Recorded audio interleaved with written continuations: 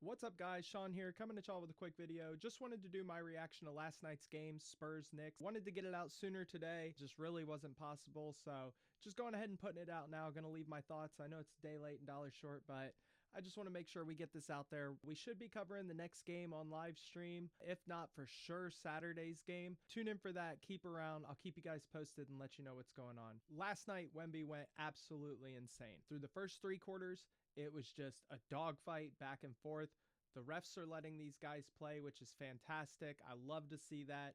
It made you wonder how this series was going to go, because if they called everything, Jalen Brunson and Wemby would have been at the foul line 25-30 times a night, and nobody wants to watch that. Nobody wants to watch basketball until midnight. We want these games to just go and let the best team win. Shooters shoot, play defense, cover everything in between the lines, but let these guys play. In game one, the Knicks won that pure and simple. The Spurs were in it. They had a big lead. Knicks came back. Spurs fought to the end. In the last couple minutes, Jalen Brunson just absolutely put a dagger in their hearts. Game two, Wemby mistake, Wemby miss. That's game. You can't have those two things at the end of the game. So that was really anybody's game to win, anybody's game to lose, and Wemby lost it for them. So that was a little more up in the air. This felt definitive in the fourth quarter. It felt like there was nothing they could do to stop Wemby. Every time you did, Vassell or Fox or Stephon Castle, one of these guards, one of these guys just came in and they gave you what you needed at the right time.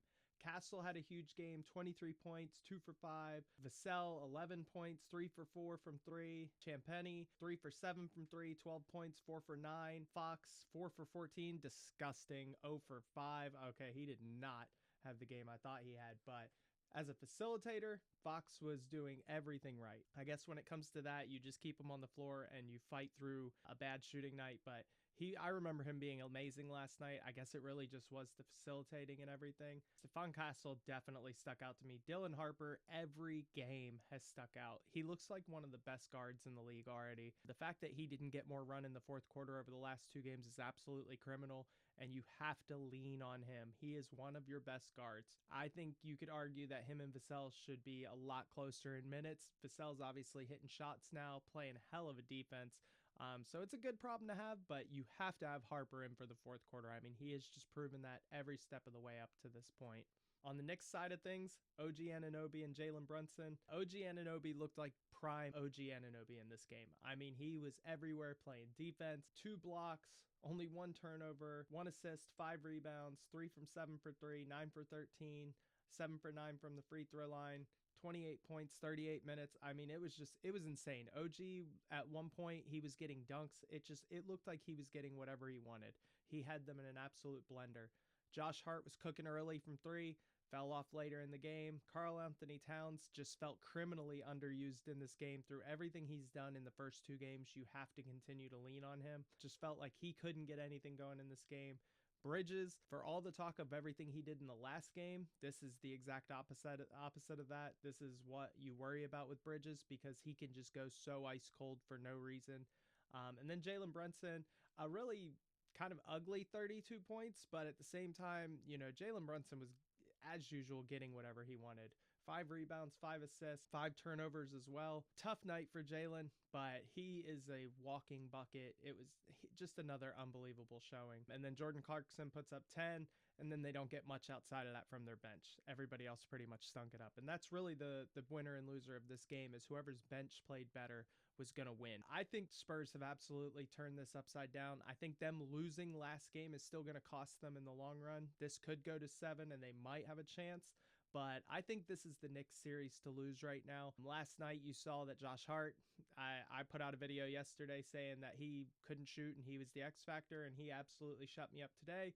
But the next game, he could just go right back to where he was before. But then you have to worry about Mikal Bridges coming out and having another game like his last game. So at any night, any of these guys can kill you. I expect Cat to get more touches. I expect him to play better.